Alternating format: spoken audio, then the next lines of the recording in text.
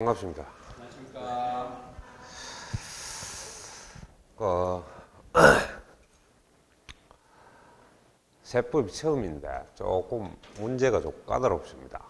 까다롭고 기출 문제를 그 책에 있지만은 갈수록 이래 부담스러운 부분이 좀 있는데 일단 학원 선택을 잘해야 돼. 그래야 이제 이래 쉽게 합격할 수 있는 그런 지름길이 되고 여기에 나오시는 교수님들은 그래도 나름대로 다 오래 하신 분이기 때문에 일단 과목별로 믿고 여러분이 따라주시면 편안하게 합격합니다. 그러니까 뭐 말이 필요 없고 그때는 행동이 필요하겠지. 그렇게 부담을 갖지 말고 자연스럽게 들으시고 우리 2차는 가급적이면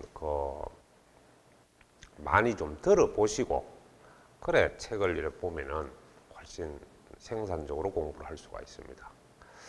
그렇게 하시면서 이 세법은 현재 이제 요거는 기초 교재고 나중에 되면 또 요약집이 다시 나갑니다. 요약집을 가지고 또 공부를 해도 아주 뭐 간단하게 할 수 있고 아마 참고로 할 겁니다. 그러니까 세법은 총 16문제입니다. 그러니까 조세 총칙 총론 부분에서 한 개에서 2개 정도 출제가 되고요. 그 다음에 이제 취득세 부분에서 한 3문제, 4문제 정도 출제가 됩니다. 그 다음 보면은 등록 면허세는 한 문제가 나오고, 그 다음에 이제 재산세 부분에 가면은 재산세 파트에서 한 3문제, 4문제. 그리고 종합부동산세에서 한 문제. 또 종합소득세에서 한 문제. 골고루 나오죠. 그리고 양도세에서 4문제에서 한 5문제. 이렇게 출제가 돼서 총 16문제로 이제 기출이 되고 있다. 이렇게 볼 수 있죠. 그래서 여러분들이 지금 세법은 제가 이 쓴 책이니까 세법이 중간에 또 하면서 많이 바뀌었습니다. 바뀌어가지고 수업하다가 바뀐 부분 내가 수정 조치를 해줄 테니까 뭐 그런 거는 걱정 마시고 그냥 수업을 하시면 되겠습니다. 예, 그래 하시면서 바로 제가 수업을 하겠습니다. 짧은 시간이기 때문에 우리가 공시법하고 세법은 뭐 까먹으면 나타나는 그런 시간표입니다. 그러니까 한 달에 2번밖에 안 되니까 그런 걸 참작을 하시고 제가 열심히 해서 가르쳐 드릴 테니까 여러분들이 거기에 대해서 100분의 1만 따라오면 뭐 합격을 안 하겠나 이런 생각이 듭니다. 알겠죠? 100분의 1, 10분의 1도 아니고 100분의 1이니까 막 그냥 걸음만 가도 합격하겠네. 그렇지? 이제 그런 식이 되겠습니다. 자, 그러시면 그 책을 보시는데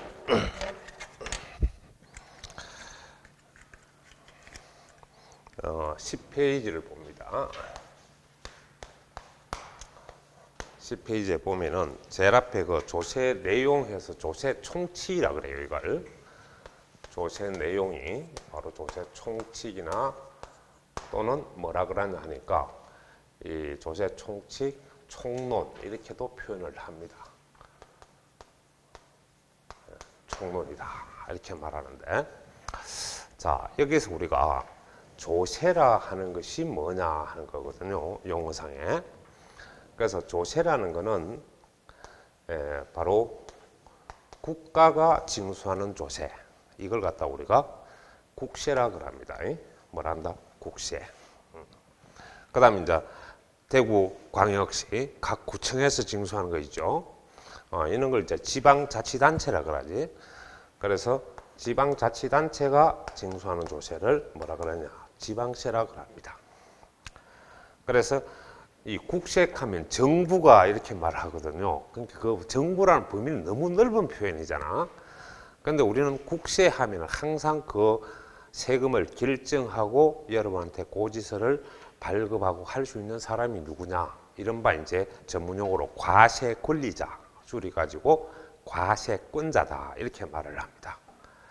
그래서 국세를 관할하는 것은 바로 세무서장이다.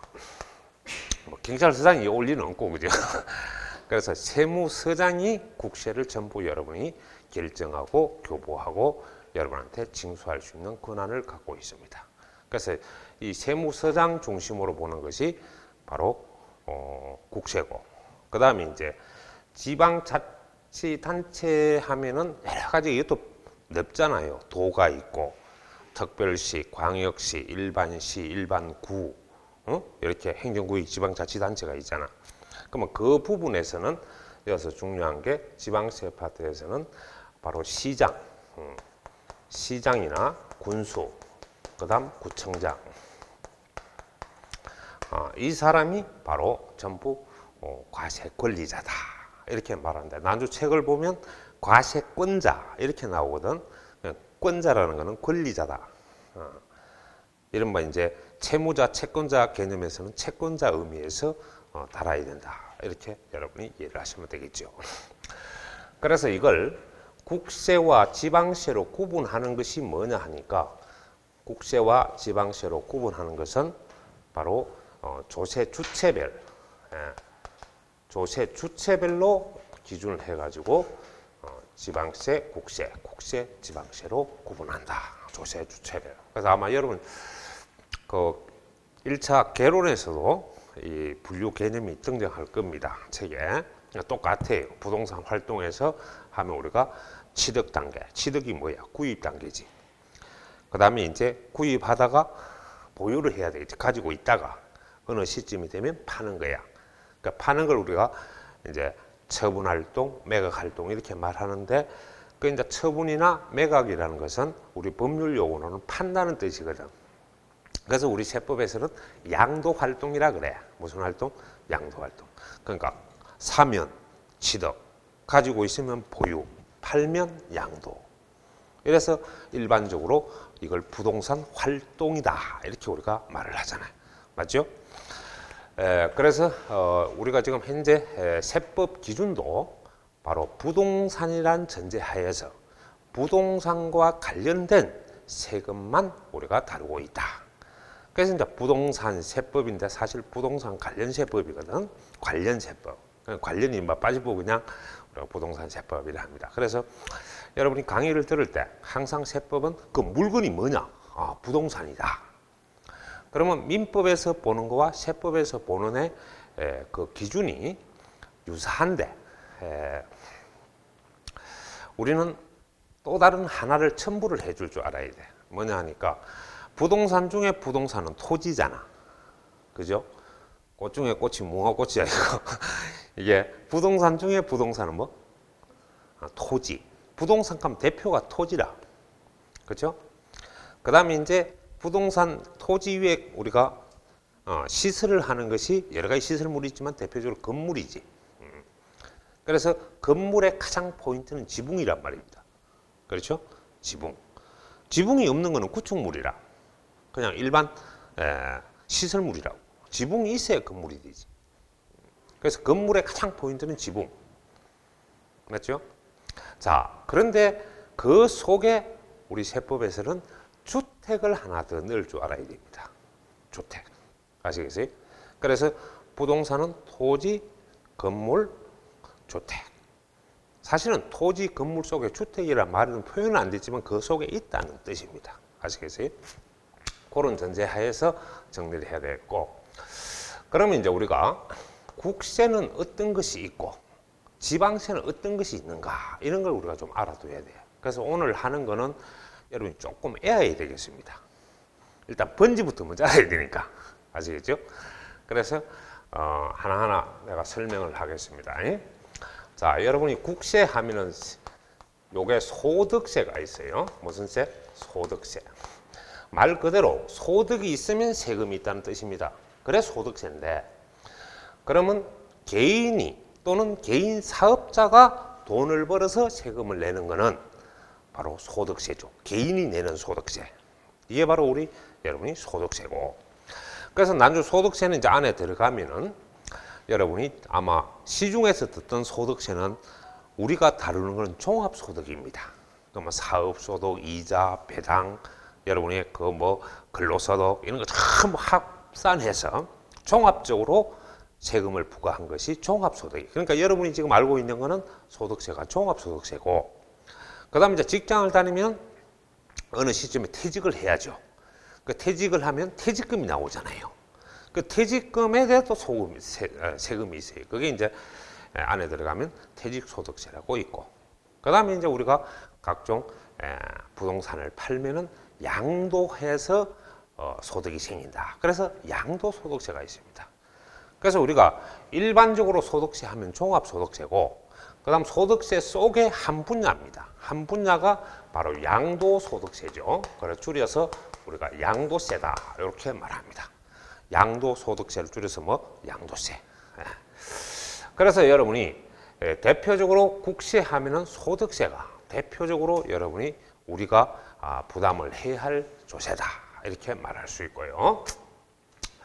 그 다음에 이제 기업이 돈을 벌어서 내는 세금이 있죠. 기업이 돈을 벌어서 내는 세금을, 기업을 우리는 법에서는 뭐라 그래? 그렇지, 법인이지. 그런데 이제 기업이 낸다. 이래서 글자 그대로 법인세라.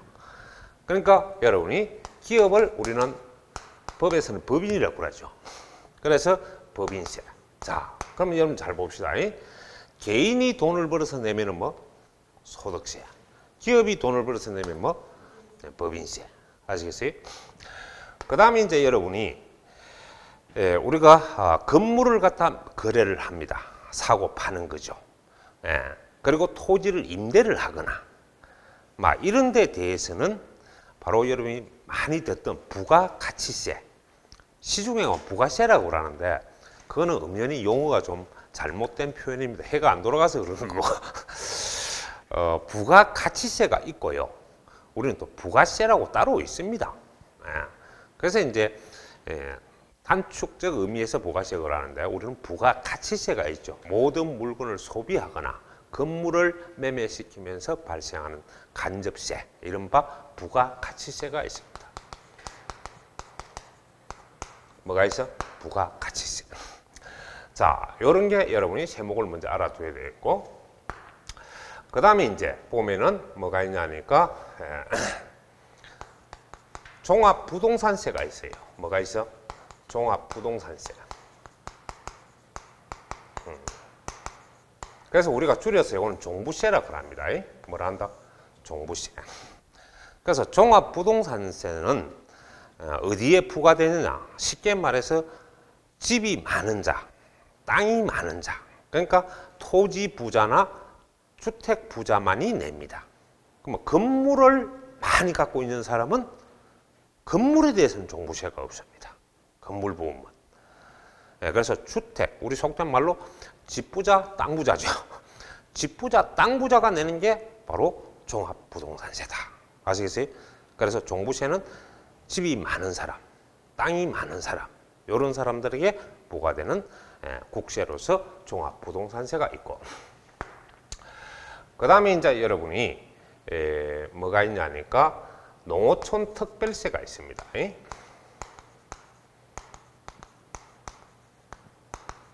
농어촌 특별세. 그래서 줄여서 우리가 뭐라 그러냐? 농특세라고 그래요. 뭐란다? 농특세.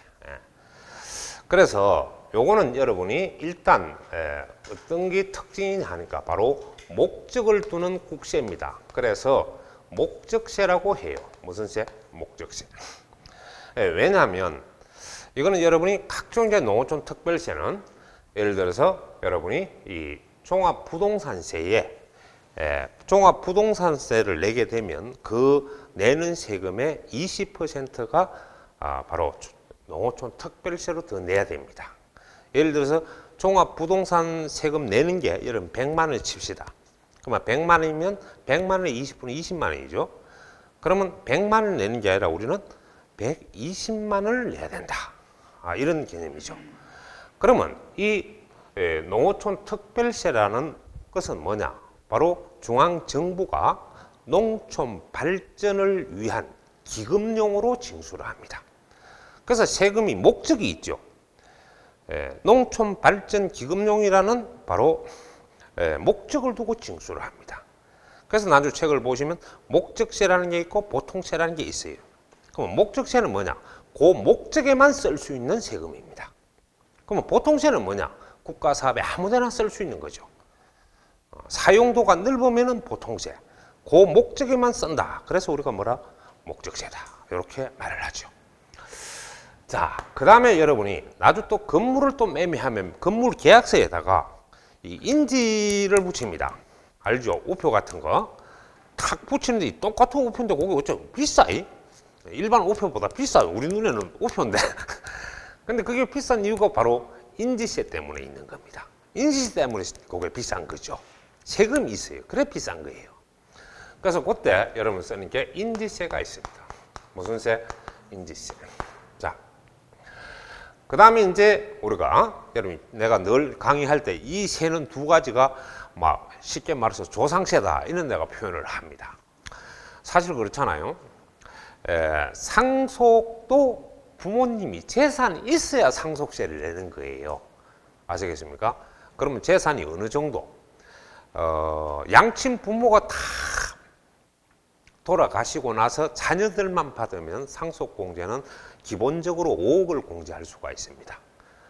그러면 부모로부터 한 10억의 상속을 받으면 5억은 공제받고 5억에 한해서 상속세를 내는 거예요. 그 부모 능력이에요. 네. 그래서 부모가 능력이 있어서 자녀한테 상속을 하면 그 상속세를 내는데, 그러면 집 대구에서 집 한 채 받는데 4억이다. 그럼 그거 날람 받아먹고 상속세는 없습니다. 5억 공제를 받기 때문에. 5억까지는. 아시겠어요? 그래서 그런 것이 여러분이 하나의 사망시 재산을 받을 때 바로 상속세가 있죠. 그죠? 그 다음에 이제 또 부모님이 살아있을 때 자녀한테 공짜로 그냥 주는 겁니다. 공짜로 주는 거는 증여라 그러죠. 사망시 무상 이전은 상속. 맞죠? 생전에 무상으로 주는 거는 증여라고 들어봤을 겁니다. 그런데 우리 세법에서는 이 증여, 이걸 난조 상당히 잘 이해를 해야 됩니다. 증여, 상속, 이게 세금하고 아주 밀접한 관련이 있습니다. 그래서 돌아가셔서 받으면 뭐예요? 상속. 그러면 세, 상속세. 됐죠? 생전에 무상으로 받으면 증여. 그래서 그게 증여재산에 대해서 여러분이 증여세가 있습니다. 그래서 여러분이 이런 등등에 아주 많아요. 근데 우리가 이제 시험 칠 때 좀 꼭 기본적으로 알아둬야 할 세 이름, 이걸 각각 우리는 한마디로 세목이라 그럽니다. 세 이름, 세목. 우리가 뭐 교과 과목 하듯이 세목이라 그래요.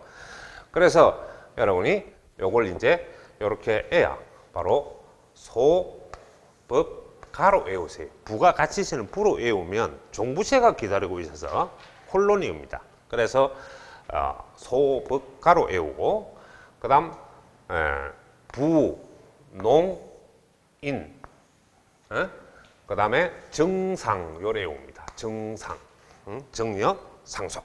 그렇죠? 그래서 요 정도의 세목을 외우면서 특히 이어서 유의할 거는 바로 농특세입니다. 그래서 과거에 10년 전이죠.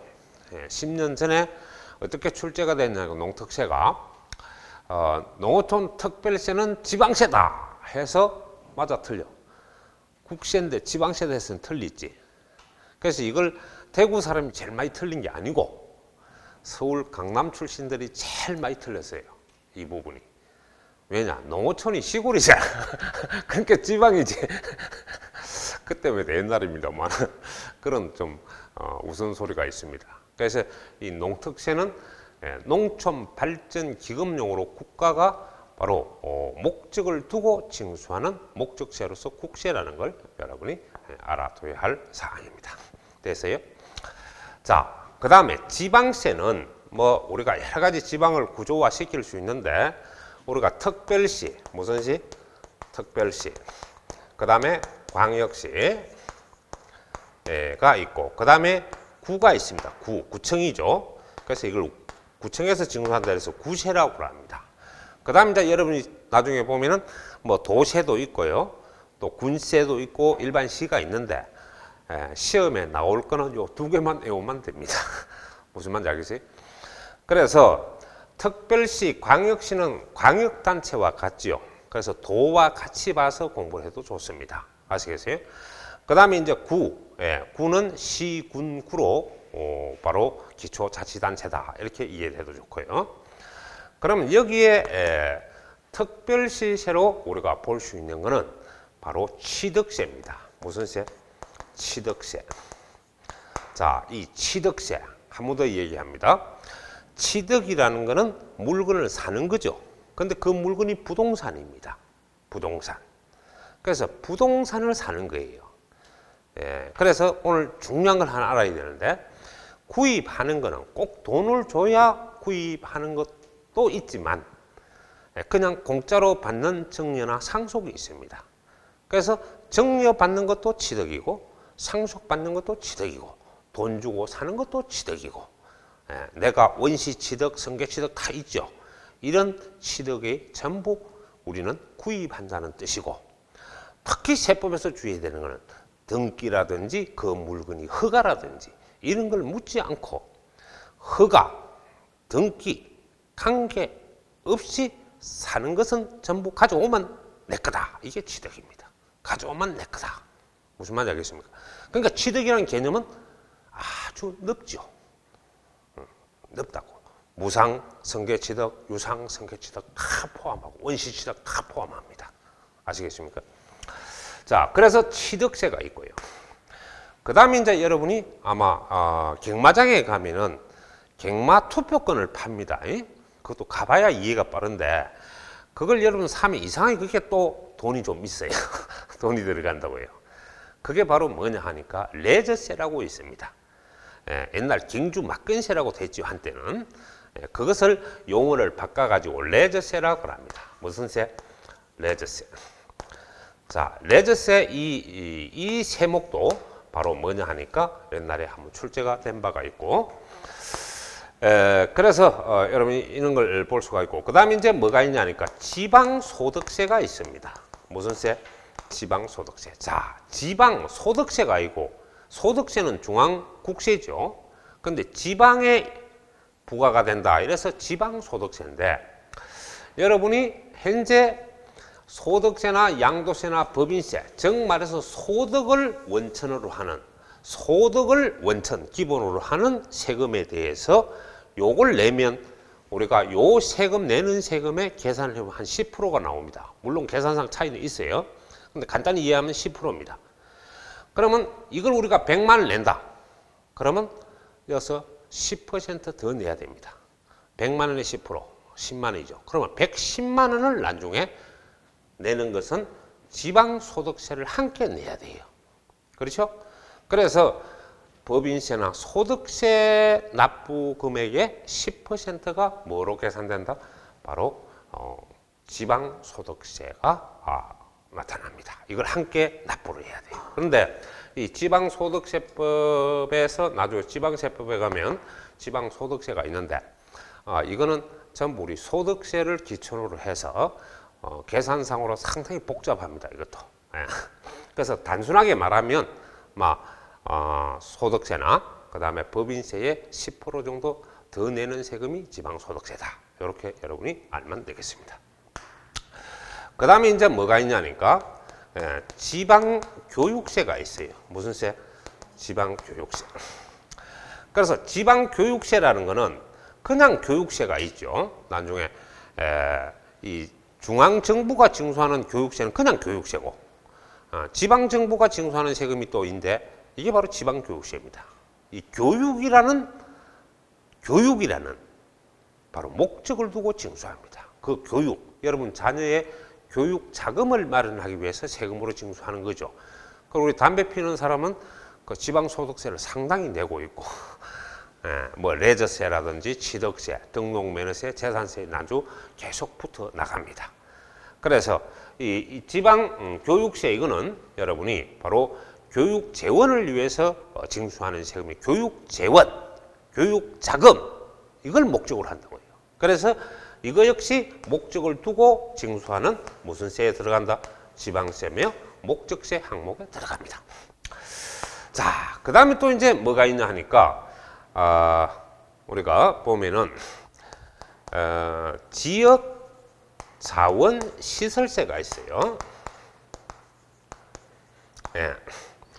근데 이 지역 자원 시설세라는 것은 뭐냐 하니까 여러분이 바로 자원을 중심으로 하는 세금이 있고 또 건물에 대한 소방시설, 오물 처리에 대한 목적을 두고 징수하는 세금입니다. 그러면 여러분 소방시설, 그 소방시설을 목적으로가 징수하는 아파트 여러분 살면 다 이걸 내고 있습니다, 현재. 예. 언제? 재산세 낼 때 늘 내죠. 그래서 재산세 고지서 받으면 이제는 모르고 그냥 밑에만 쳐다보고 세금 냈지만은 세금 좁게 안다 생각해서 보면 고지서에 딱 보세요. 이거 보면 뭐가 나오냐 하니까 제일 앞에 재산세 얼마 나와요. 고지서 딱 쳐다보면. 그 다음에 그게 지방교육세 얼마 나와요.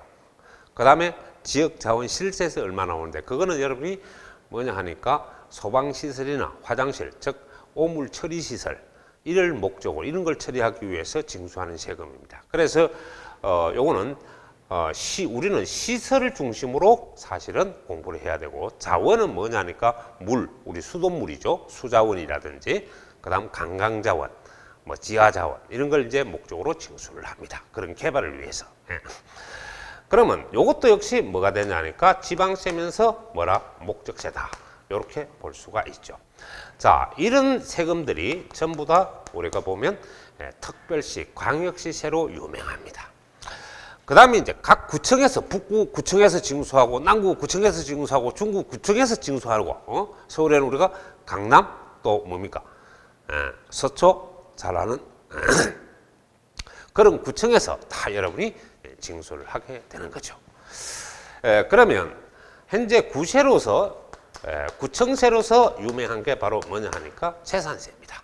그럼 재산세는 주택 소유자나 건물 소유자나 토지 소유자, 난주 항공기, 선박 이런 물건을 보유한 자는 이 세금을 내는 것이 바로 재산세가 되겠습니다.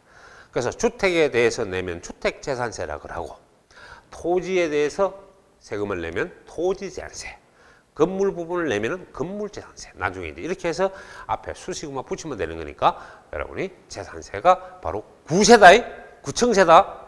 이걸 잘 알아야 되고. 그 다음에 이제 뭐가 있냐니까 등록면허세가 있어요. 무슨 면허세? 등록면허세. 예.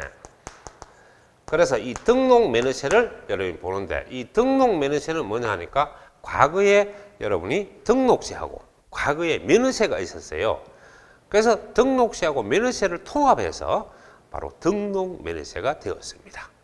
그래서 이 등록면허세는 일반적으로 뭐냐 하니까 여러분 아마 민법에서 물권을 배우죠. 뭐 전세권을 설정한다.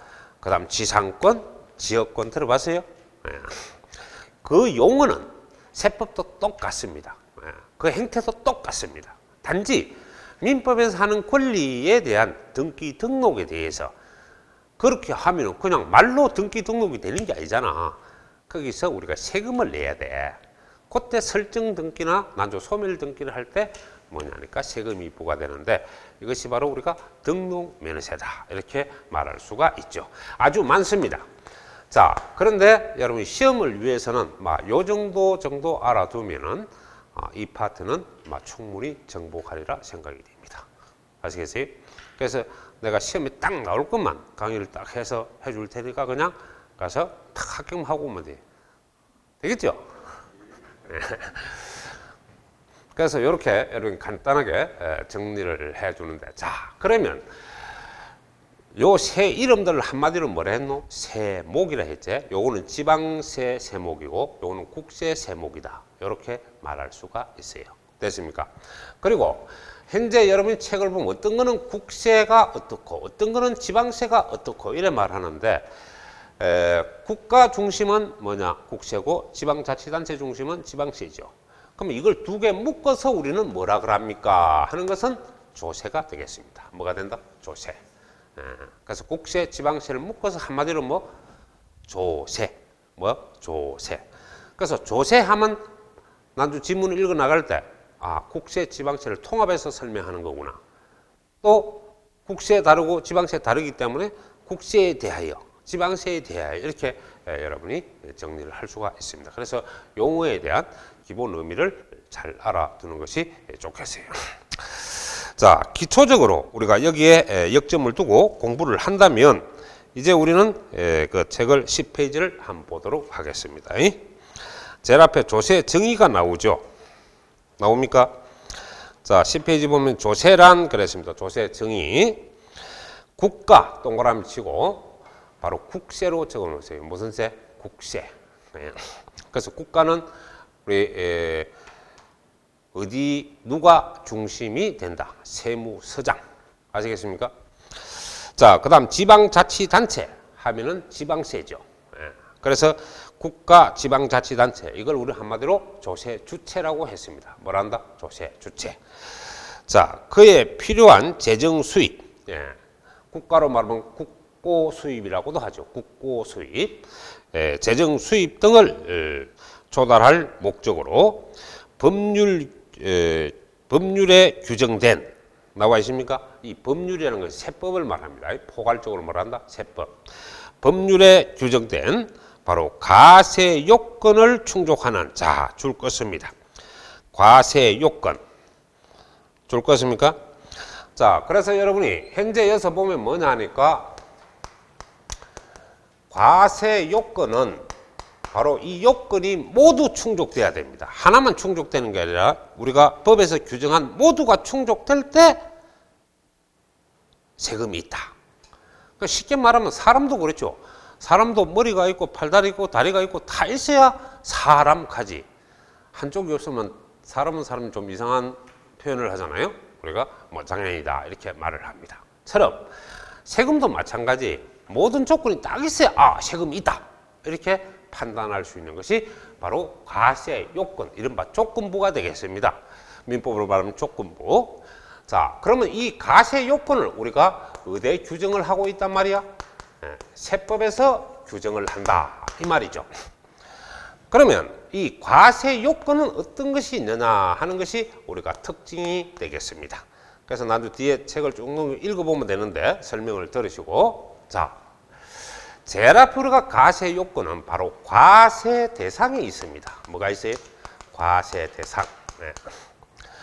그래서 과세 대상이라고 하는데 이 과세 대상은 여러 가지가 또 이 구체적으로 보면은 말할 수가 있어요. 첫째, 과세 대상은 우리가 소득이 될 수가 있습니다. 뭐가 있어? 소득. 그 다음 재산이 될 수 있고요. 뭐가 있어? 재산. 재산 가면 부동산으로 생각하면 됩니다. 그 다음에 이제 일정한 행위죠. 여러분이 민법에서는 법률 행위. 행위가 있습니다. 여기 기타 등등이 있는데, 그럼 이 소득을 기본으로 해서 부과되는, 이른바 소득을 과세 대상으로 해서 부과되는 것은 어떤 조세가 되는가라고 생각하면 아까 설명했다시피 바로 개인의 소득에 대해서 부과되는 세금이 뭐라? 소득세. 그죠? 또 기업의 소득에 대해서 부과되는 세금이 법인세. 요 세금이 바로 소득을 대상으로 해서 과세를 합니다. 그러니까 바로 소득을 원천하면 소득세. 소득세는 바로 양도세도 포함합니다. 자, 그 다음 또 뭐가 있냐니까 법인세죠. 기업의 소득을 대상으로 해서 과세한다. 됐습니까? 그 다음에 요 용어가 중요한데 재산. 요 재산은 대표적으로 여러분 부동산으로 생각하시면 좋습니다. 뭐 기타 등등. 자, 그러면 여기서 재산에 부과되는 세금이 바로 대표적으로 재산세죠. 무슨 세? 재산세. 아까 보유하면 부과되는 세금이 바로 재산세라고 그랬잖아. 자, 그 재산을 놓고 부과하는 거예요. 재산세. 근데 재산은 구체적으로 말하면 부동산.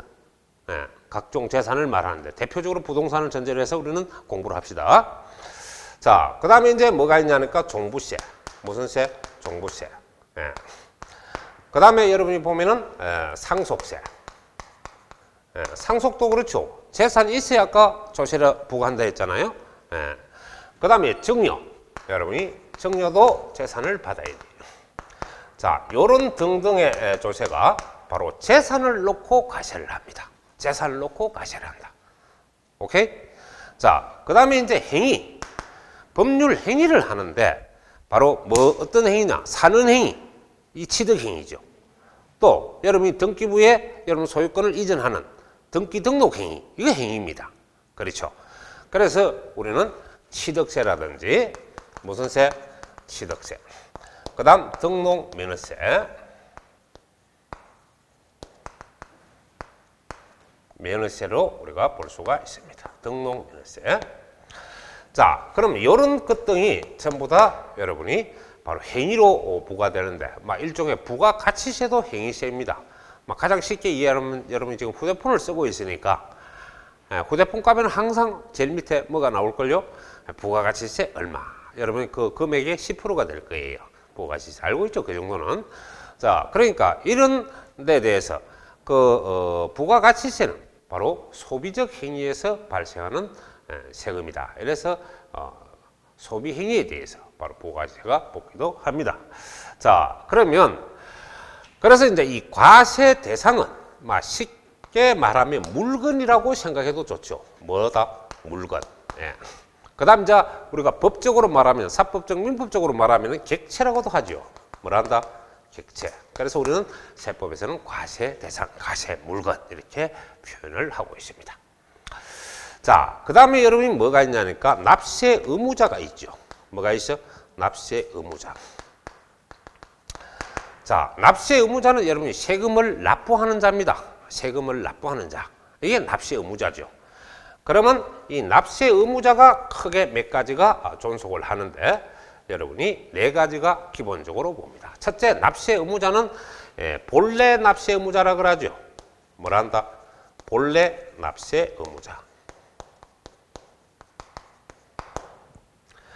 그래서 여러분 본래 납세 의무자는 내 재산에 대해서 내가 재산세를 낸다.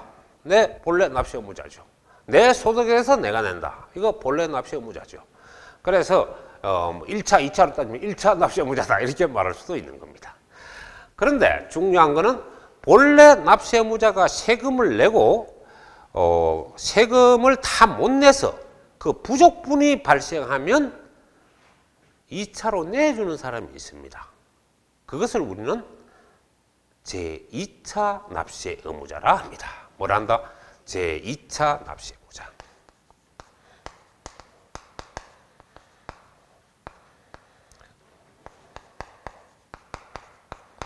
제2차 납세 의무자. 그러니까 1차는 본래죠.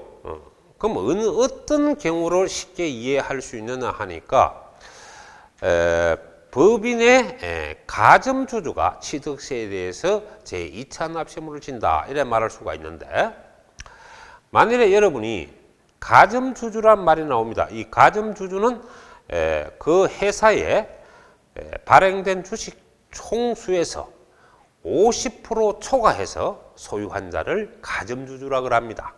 그러면 어떤 특정 회사에 주식이 만주가 있다고 가정하면 한마 5,100주 정도 소유한 자는 바로 가점주주인데 이 가점주주는 여러 사람입니다. 그러면 여러분 지분을 가장 많이 가진 사람을 중심으로 해서 여러분 친족관계가 돼 있는 사람은 전부 하나의 그룹으로 봐서 가점주주다. 그 사람들의 지분을 아주 따져가지고 가점주주라고 설명을 합니다.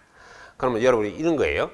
한 회사에 여러분이 한 30% 정도 갖고 있고 또 여러분 동생이 한 10%가 있고 또 여러분 그 삼촌이 또 한 10% 정도 가 있고 또 여러분 오빠가 또 가 있고 이런 것 같으면 그걸 좀 합산하는 거죠. 합산해서 그 기업의 지분, 주식을 소유한 비율이 50%가 넘으면 가점주주인데 이 가점주주는 바로 뭘 할 수 있느냐? 취득세, 사업과 관계되는 조세에 대해서 법인이 못 내고 난 나머지 세금은 가점주주가 내줍니다. 또 하나 예를 하나 들어보죠. 자, 여러분이 요번에 열심히 해서 뭘 했느냐? 합격을 했어요. 합격을 하면 이제 좀 연수 좀 받고 실무 경험 좀 쌓아가지고 이제 사무실을 열어야 되잖아. 근데 사무실을 열려고 보니까 대부분 어떤 문제가 있냐 하니까 목이 좋고 입지가 좋은 곳은 벌써 선점을 해서 여러분 선배들이 벌써 다 장악을 하고 있어요. 시장에 나가보면. 근데 새로 차리려니까 마땅한 차릴 만한 장소가 있기는 있는데 마음에 들지가 않아. 그런데 이제 여러 가지 알아보니까 주위에 어떤 사람이 그 사무실을 내놓겠다 이렇게 말을 한단 말입니다. 그러면 여러분 그 사무실을 인수를 받는 거죠. 받으면 받을 때 주의해야 되는 거는 물론 뭐 권리금이 이런 것도 중요하지만은 일단 세금부터 먼저 점검을 해봐야 돼요. 이 사람이 이때까지 자기가 사업을 하면서 세금을 제대로 냈나 안 냈나 점검을 하고 그 사업장을 인수를 해야 되는데 막 급한 김에 막 팍 그냥 받다가는 나중에 쓸데없는 돈이 나갈 수가 있습니다. 나중에 그래서 이제 떡 받았어요. 이걸 무조건 아무것도 모르고 그냥 받은 거예요. 받고 보니까 세무서에서 고지서가 날라온 거예요. 전 소유자 명의로 체납된 세금을 내라 라고 고지서가 날라오고 그렇지 않으면 압류하겠다 이렇게 통지서 같이 날라왔다면 여러분 어떻게 해야 되겠냐? 그럼 그 전 소유자한테 얘기를 해야 되겠죠. 당신이 지금 이때까지 사업상 세금이 약 1억 정도 밀렸는데 이거 납부해야 되지 않습니까? 이렇게 얘기할 수가 있죠. 근데 전 소유자한테 얘기하니까 그래 내가 사업을 해가지고 탈탈 다 떨어먹고 현재 있는 돈은 한 8천만 원밖에 안 된다. 이걸 막 어떻게 만들어서 내겠다. 그럼 1억을 내야 되는데 8천만 원밖에 못 낸단 말이에요. 이 사람은. 그럼 2천만 원이 남았잖아요.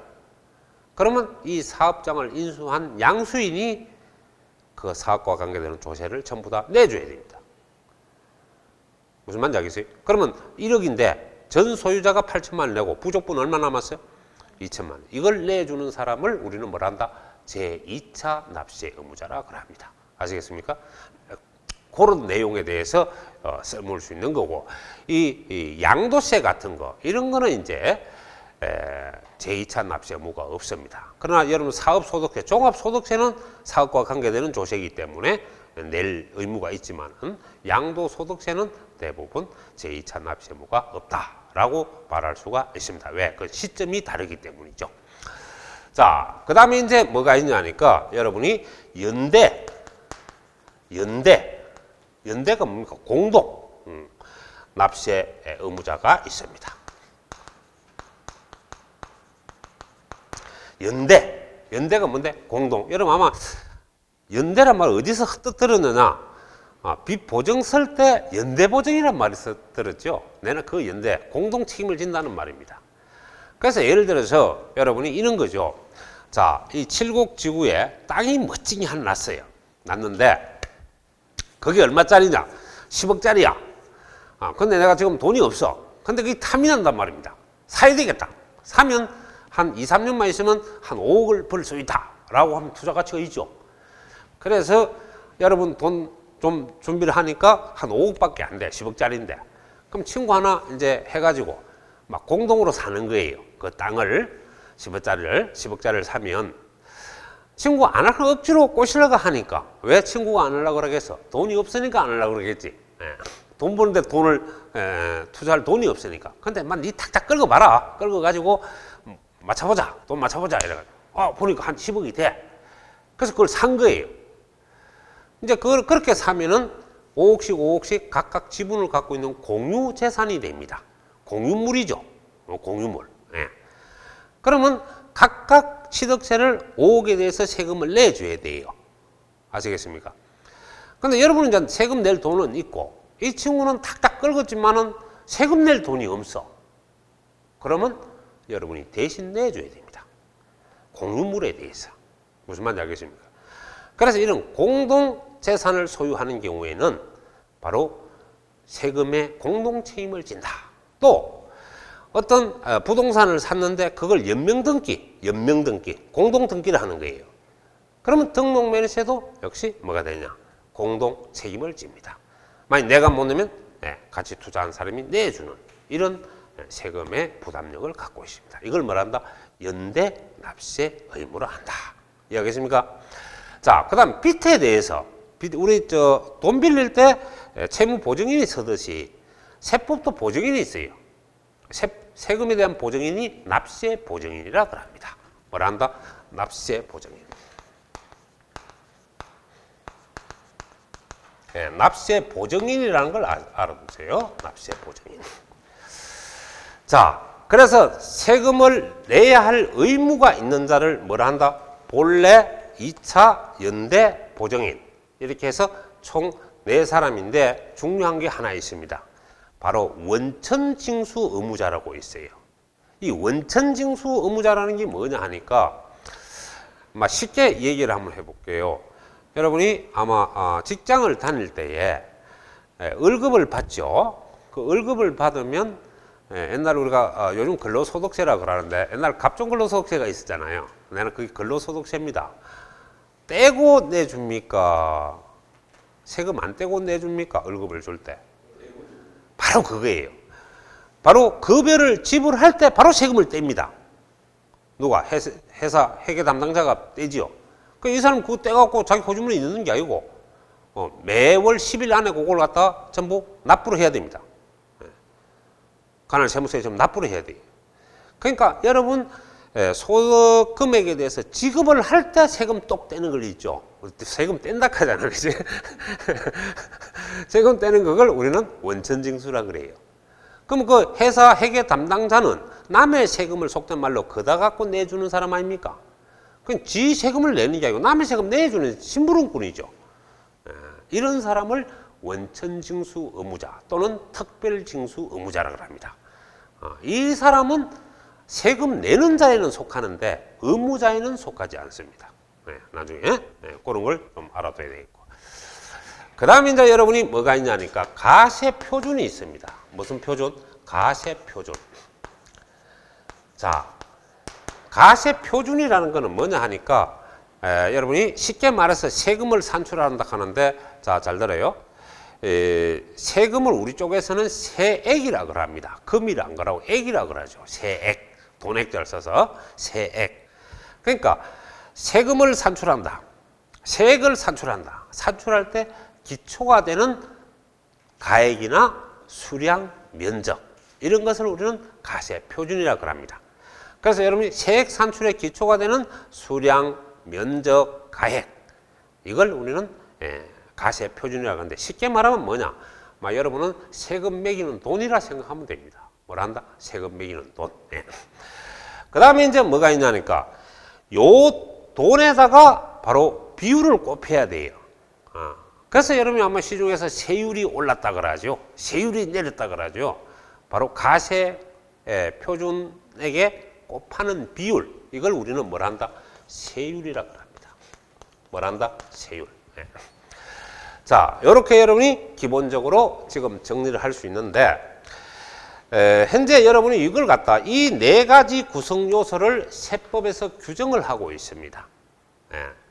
이 4가지 요소를 규정하고 있는데 이걸 우리는 가세 요건이죠. 그러면 지금부터 강의를 들을 때는 이 4가지 모두 다 충족되었다는 전제 하에서 세법 공부를 합시다. 아시겠습니까? 그럼 이 4가지 중 한 개만 빠지면 세금이 없습니다. 예를 들어서 무슨 말이냐? 과세 물건이 있고 납세 의무자 있는데 세금 매길 돈이 없어요. 예를 들면 나중에 양도세는 손해보고 파는 거 있죠. 그럼 세금 없는 거예요. 왜? 가세 표준, 세금 매길 돈이 없기 때문에. 이해합니까? 근데 또 여러분이 아마 계산을 해봐서 알겠지만은 세율이 제로다. 세율이 없다. 그런 물건이 있거든요. 세율이 없어. 그럼 1억에다 제로를 곱해봐. 돈이 나옵니까? 제로지. 그렇죠? 그래서 바로 세율이 없으면 또 세금이 없습니다. 또 한 가지. 물건 있고 세금 매길 돈 있고 세율이 있는데 이 사람이 죽어보세요. 납세의무자가 없어요. 상속인도 없고 혼자 갔습니다. 그럼 누가 냅니까? 아주 굳건히 기속되지만은 세금 낼 대상은 아닙니다. 이런 현상이 발생하죠. 그래서 여러분은 오늘 이 시간부터 강의를 들고 또 세법을 공부하고 항상 생각을 할 때는 이 네 가지는 모두 다 있다라는 전제하에서 세금 공부를 하자. 무슨 말인지 알겠습니까? 그래서 바로 과세 요건이다. 이거는 다 존속하고 있다라고 생각하고 지금부터 강의를 들어야 되고, 그 다음 또 한 가지, 세법의 가장 특징은 뭐냐 하면은 결론적입니다. 과정을 묻지 않고 결론이죠. 자, 예를 들면 여러분이 즐거운 술을 한잔 하더라도, 물론 선불하는 데도 있지만 대부분 다 묻고 계산하죠. 얼마고 일하지. 세금도 마찬가지예요. 법의 과정이 아니고 결과입니다. 세법은. 결과라는 개념을 갖고 공부를 해야죠. 그러니까 다 되었다. 그러면 이제 찍으면 되겠네. 요 단계가 바로 세법을 공부하는 단계다 라고 여러분이 생각하고, 법에 대해서 항상 오늘 중요한 게 있습니다. 바로 결론적이다. 결론적. 결론을 놓고 세금을 부과한다. 이걸 여러분은 이해를 합시다. 자, 그래서 그 과세 요건을 충족하는 모든 자에게, 모든 국민이죠, 바로 직접적 반대급부 없이, 그러니까 쉽게 말해서 무보상성이라고 합니다. 무보상이 없더라. 쉽게 말하면 이런 거죠. 자, 여러분이 세금 내로 같으면은 구청에서 당신 즐거운 식사라도 한번 하시오 하고 식대비라도 한번 줍니까? 안 주죠. 그러니까 대가가 없더라 이겁니다. 직접적 대가가 없죠.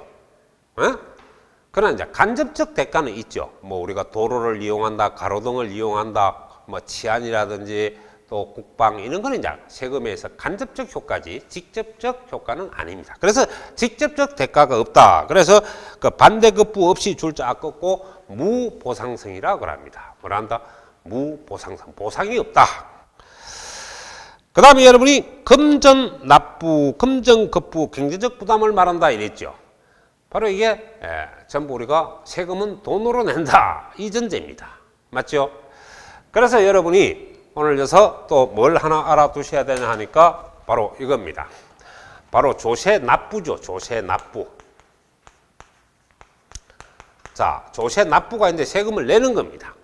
내는데 우리가 원칙이 있죠. 원칙. 뭐가 있어? 원칙. 원칙은 전부 금전납부입니다. 무슨 납부? 금전납부. 그래서 네모로 딱 하세요. 요 네모는 네모가 아니고 여러분이 좋아하는 신용카드입니다. 자, 그래서 카드로도 납부가 된다라는 걸 알아둬야 되겠습니다. 그 다음 외로 금전 납부가 곤란하면 물납이 가능하죠. 물납. 즉 말해서 물건으로 납부를 할 수 있다. 이래서 바로 물납이라고 합니다. 뭐란다? 물납. 그럼 물납은 우리가 대체적으로 세액이 얼마 초과될 때냐 하니까 1천만 원 초과시 넘어야 됩니다. 1천만 원 초과시. 초과는 넘어야죠. 그럼 여러분이 1,000만 원은 물납을 못하죠. 1,000만 원이 넘어야 물납이 가능합니다. 이걸 잘 하셔야 돼요. 그러니까 무조건 500만 원짜리 물납을 하는 거는 안 됩니다. 그러니까 여러분이 여기서 중요한 거는 바로 뭐냐? 바로 물납을 하려고 하면 납부할 세금이 바로 1,000만 원을 초과하는데, 이때 우리가 물납이 가능하다 이래 볼 수 있고, 그 대상은 뭐냐 하니까 부동산 납부입니다. 무슨 산 납부? 부동산 납부. 그러면 여러분이 뭐 승용차로 세금을 낸다든지요, 선박, 배로 뭐 물납을 한다든지요, 항공기 같은 건 물납이 안 됩니다. 오직 부동산만 되는 거야. 그럼 뭐냐? 부동산, 주택, 토지, 건물, 이런 거는 물납이 되는 거예요. 그래서 중요한 거는 물납은 여러분이 바로 부동산 납부인데, 대표적으로 보면 우리가 물납 대상이 되는 조세는 재산세입니다. 무슨 세? 재산세. 그래서 우리가 토지나 건물 또는 주택, 선박, 항공기, 여기에 대해서 보유한 자에게 부과되는 게 재산세인데, 재산세를 낼 때 바로 여러분이 물납을 할 수 있고, 또 이제 뭐 시험하고는 관계 없습니다만은 여러분이 살아갈 때 필요하니까 상속세가 있죠. 상속세로서도 물납이 가능합니다. 상속세. 자, 이런 경우에 우리는 물납을 할 수 있다 하는 걸 알아두고, 원칙은 금전 납부다. 무슨 말인지 알겠습니까? 그러면 1,000만 원까지는 다 금전 납부를 해야 되겠죠. 이제 1,500만 원이나 2,000만 원, 5,000만 원 이래 나오면 돈이 많으니까 부동산 일부를 끊어서 우리가 물납을 해도 된다. 부동산 납부를 하는데 그럼 어떻게 합니까? 바로 등기 이전을 시켜줘야 되겠죠. 그러면 물납을 할 때 오늘 중요한 걸 하나 알아둡시다. 물납을 하려 그러면 부동산을 신청을 하는데 만일에 세금이 뭐 5천만 원이 나왔다. 그럼 5천만 원짜리 부동산을 제공을 해야 되겠죠. 그렇죠? 제공을 해요. 그럼 제공을 하려면 어떻게 해야 돼? 등기부 이전을 해줘야 되겠지? 지방정부한테 해줘야 되는 거라. 넘겨줘야 돼. 그러면 이제 신청을 할 때는 중요한 게 있습니다. 여러분 민법에서 배우는 물건이 설정되어 있는 이른바 전세권이나 저당권이 설정되어 있는 물건을 신청하면 허가 안 해줍니다. 바로 이걸 팔아서 금전으로 바꿔야 되니까 바로 지방정부도 받아서 바로 팔아야 되겠죠. 팔 수 있는 물건을 제출해야 되겠죠. 그래서 난조 물납 조건에 보면은 관리 처분하는데 부적당한 부동산은 허가하지 아니할 수 있다. 이래 나오죠. 허가 안 하는 거예요. 내놓으면 바로 파는 거. 그런 물건을 내줘야 된다. 이렇게 볼 수 있고. 그러면 뭐 구청장이나 군수나 여러분이 지방자치단체장이 허가를 해주는 거예요. 이 물건 물납하시오. 그러면 그 통지를 받은 날로부터 10일 안에 등기 이전을 해줘야 됩니다. 그런 것이 나중에 이제 작년에도 출제가 많이 우리가 물납에 대해서 출제가 되었는 건데, 여러분이 그런 기본을 알면서 여기서 하나하나 생각을 해봐. 자, 그래서 물납하는 거는 오늘 다른 건 몰라도 이건 알아도 1,000만 원 초과되고, 그 다음에 아무거나 물납하는 게 부동산은 납부한다. 그 다음에 세금은 대표적으로 뭐가 있다? 재산세가 물납이고, 여러분이 현재 배우는 세목의 세 이름에 대해서는 물납이 있는 것은 재산세가 있고, 이제 참고로 하면은 상속세도 물납은 대상이 된다. 이 정도만 알아두시면 충분하겠습니다. 됐죠? 그러면 조금 쉬었다가 하도록 하겠습니다.